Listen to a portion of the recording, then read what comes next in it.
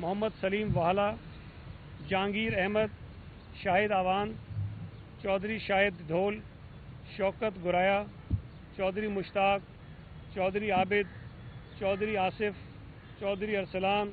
और शहजाद बंदेशा शाह साहब जो हैं यहाँ मौजूद हैं। ये तमाम दोस्त जो हैं शाह फैसल कॉलोनी के ख़ास तौर पे मुख्तलिफ़ बरादरियों से इनका ताल्लुक़ है,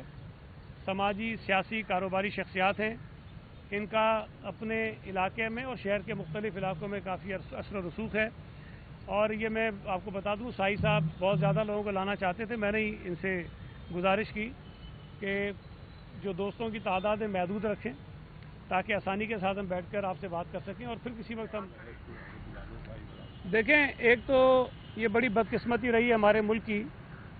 कि जहाँ बहुत सारे इदारे अपने दायरे से निकलकर दूसरे इदारों के दायरों में मदाखलत करते हैं, उसमें अदालत भी किसी से पीछे नहीं रही। यहाँ इफ्तिखार चौधरी, गुलजार अहमद, साकिब निसार जैसे चीफ जस्टिस जब गुजरे, और भी कई हैं कि जिन्होंने इस मुल्क की जमहूरियत को नाकाबिल तलाफी नुकसान पहुँचाया है और उन्होंने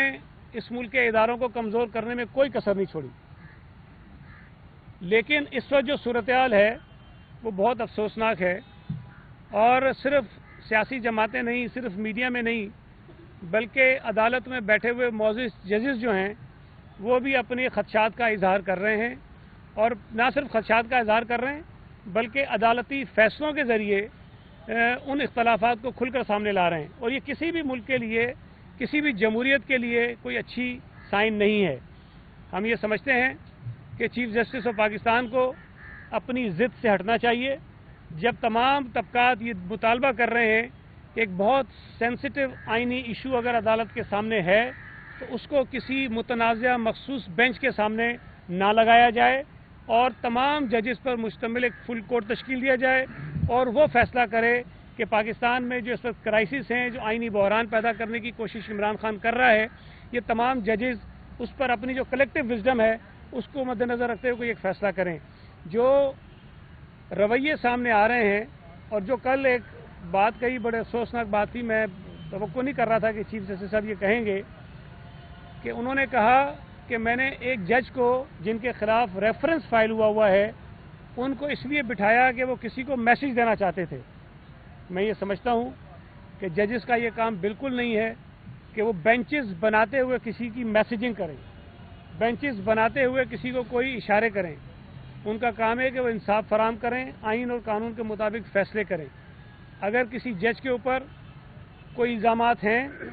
तो ये अल्लाह करे वो गलत हों, लेकिन ये मुनासिब बात होगी कि उसको किसी बेंच में ना बिठाया जाए और गैर जानिबदाराना तहकीकात करवाई जाए। मुझे हैरत हुई कि कल ही चीफ जस्टिस साहब ये फरमा रहे थे कि उन्हें बड़ी तकलीफ़ और दुख होता है कि वो जब सुनते हैं उनके जजेस के ख़िलाफ़ कैसी चीज़ें आती हैं। काजी फाइज़ ईसा साहब भी जो हैं वो सुप्रीम कोर्ट के जज थे, उनके ख़िलाफ़ पीटीआई की हुकूमत ने बदनीयती पर मबनी एक रेफरेंस भेजा और वो ये चाहते थे कि उनको पाकिस्तान का चीफ जस्टिस बनने से वो रोकें। और वो साजिश सबको पता है। इमरान खान ने कहा कि ये रेफरेंस गलत भेजा, सदर पाकिस्तान कहता है कि रेफरेंस गलत भेजा, उस वक्त की काबीना के मिनिस्टर्स कहते हैं कि ये रेफरेंस गलत भेजा। अब अगर एक चीज़ तय हो गई है कि वो रेफरेंस गलत था, लेकिन उस गलत रेफरेंस के वक्त में चीफ जस्टिस साहब के जो रिमार्क्स थे, जो उनका फ़ैसला था वो कुछ और था। शायद उस वक्त उनके जज्बात वो नहीं थे जो कल उनके जज्बात थे।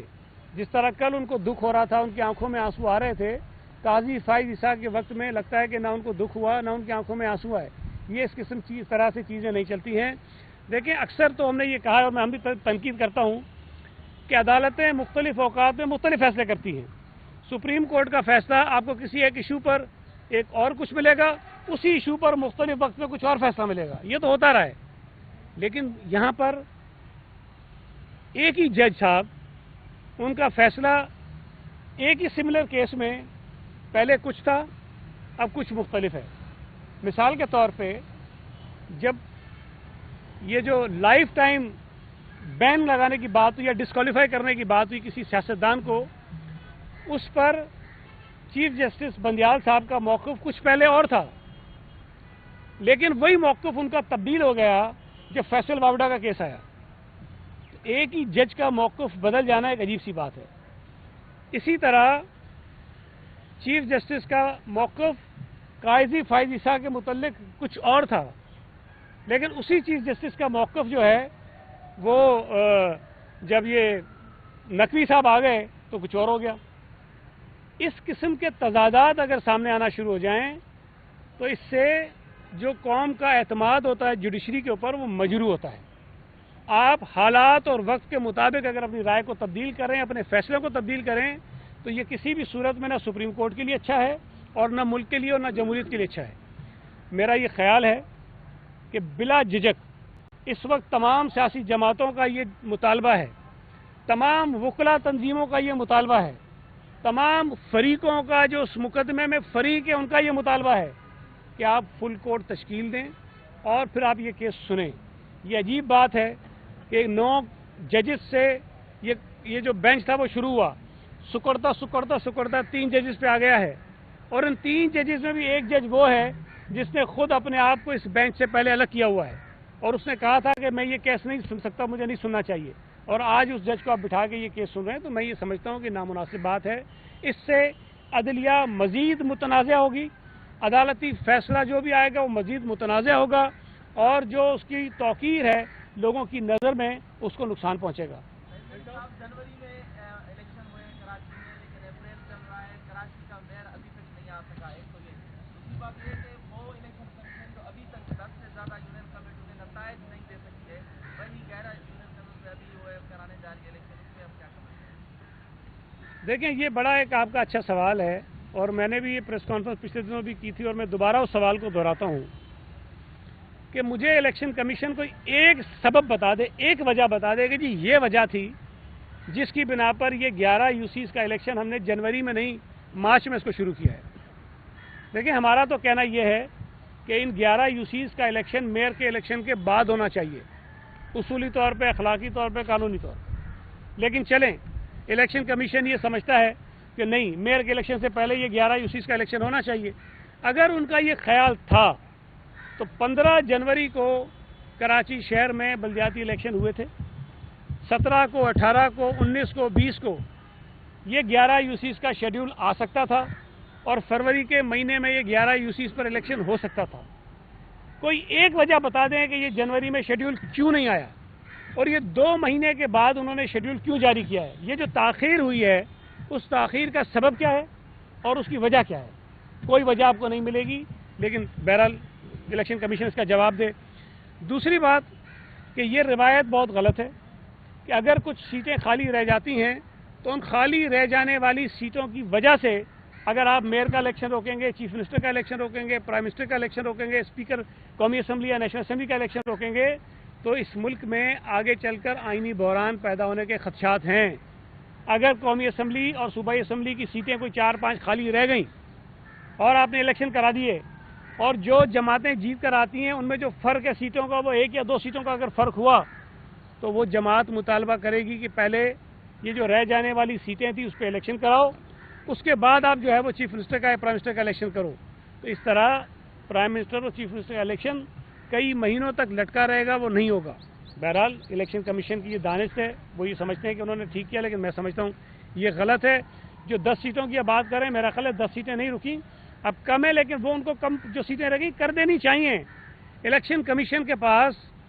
قانون کے مطابق میکسیمم 60 دن ہوتے ہیں کسی بھی کیس کو اپنے پاس روکنے کے. غلط طریقے سے روکے انہوں نے، لیکن بہرحال 60 دن میکسیمم ہوتے ہیں، اور وہ 60 دن کا جو عرصہ ہے وہ 15 مارچ کو ختم ہو گیا ہے. اور اس کے بعد انہوں نے خیر باقی فیصلے کر دیے ہیں، کوئی 2-4 شاید یوسیز رہتی ہیں، ان کا بھی فیصلہ کریں، اس کو نوٹیفائی کریں، اس لیے کہ یہ جو کچھ اب ڈیلے ہو رہا ہے یہ غیر قانونی ڈیلے ہو رہا ہے، اور اس کی وجہ سے تشویش پیدا ہو رہی ہے اس علاقے میں جو لوگ منتخب ہو کر آئیں ان کے درمیان اور ان کے ووٹرز کے درمیان، اور یہ میں سمجھتا ہوں مناسب بات نہیں ہے. ایک سیکنڈ.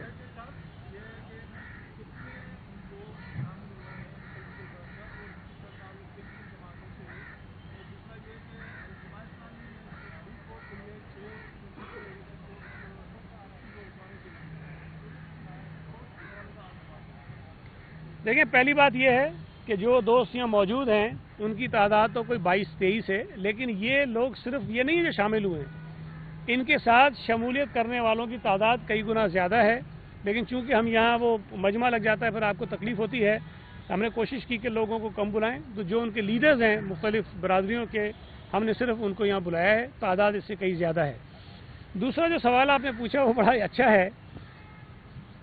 کہ جب یہ 15 جنوری کو الیکشن ہوئے تو جماعت اسلامی نے کچھ یوسیز کے نتائج پر اعتراض اٹھایا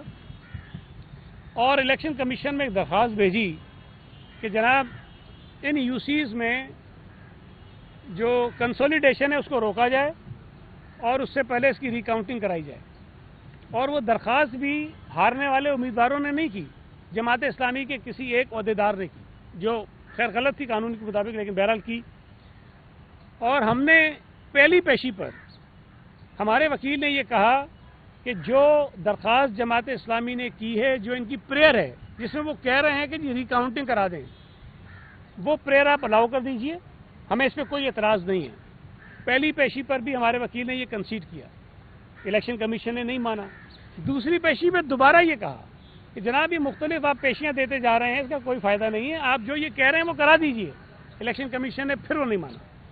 لیکن اس کے اوپر ایک کمیٹی بنائی، اس کمیٹی نے پورا اس کو اسکروٹنائز کیا، اور کرنے کے بعد انہوں نے اپنی رپورٹ سبمٹ کی۔ اس رپورٹ کے آنے کے بعد الیکشن کمیشن نے یہ فیصلہ کیا کہ یہ جو 6 یوسیز ہیں جن کی کنسولیڈیشن بھی نہیں ہوئی رزلٹ کی، اس کو انہوں نے روک دیا تھا کہ اس کی ریکاؤنٹنگ کرا کے اس کا اعلان کر دیا جائے۔ جو جماعت اسلامی ہے وہ اسلام آباد ہائی کورٹ چلی گئی، وہاں پر وہ آرڈر میرے پاس پڑا ہے، اسلام آباد ہائی کورٹ کا جج ان کو کہہ رہا تھا کہ جناب میرے پاس آپ کیوں آئیں، یہ تو کراچی کا کیس ہے، آپ جائیں کراچی میں جائیں، سندھ ہائی کورٹ میں جائیں۔ تو وہاں انہوں نے بہت رونا دھونا ڈالا کہ جناب وہ ریکاؤنٹنگ ہو جائے گی تو اس کا یہ ہو جائے گا وہ ہو جائے گا، مہربانی کریں اس کو روک دیں۔ تو انہوں نے روکا، لیکن جس دن انہوں نے روکا شام کو آرڈر ایشو ہوا،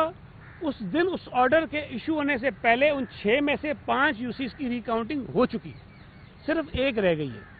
کیونکہ اس کی ریکاؤنٹنگ اگلے دن رکھی ہوئی تھی تو وہ نہیں ہوئی، عدالت کے فیصلے کی روشنی میں وہ روک دی گئی، لیکن غالباً 4 یا 5 تاریخ ہے، مجھے یقین ہے کہ وہ جو اسلام آباد ہائی کورٹ کا اسٹے وہ ختم ہو جائے گا اور اس کی بھی ریکاؤنٹنگ ہو جائے گی۔ 5 یوسیز جہاں پہ ریکاؤنٹنگ ہوئی ہے، پیپلز پارٹی پہلے نتیجے کے مطابق پہلے بھی ہم جیتے تھے، ریکاؤنٹنگ کے نتیجے میں ہم جیت گئے ہیں، تو وہ فیصلہ بالکل کلیئر ہے، وہ ہو گیا ہے۔ لیکن جماعت اسلامی جو کہہ رہی تھی ریکاؤنٹنگ کراؤ، اب جا کے کہہ رہے ریکاؤنٹنگ رکواؤ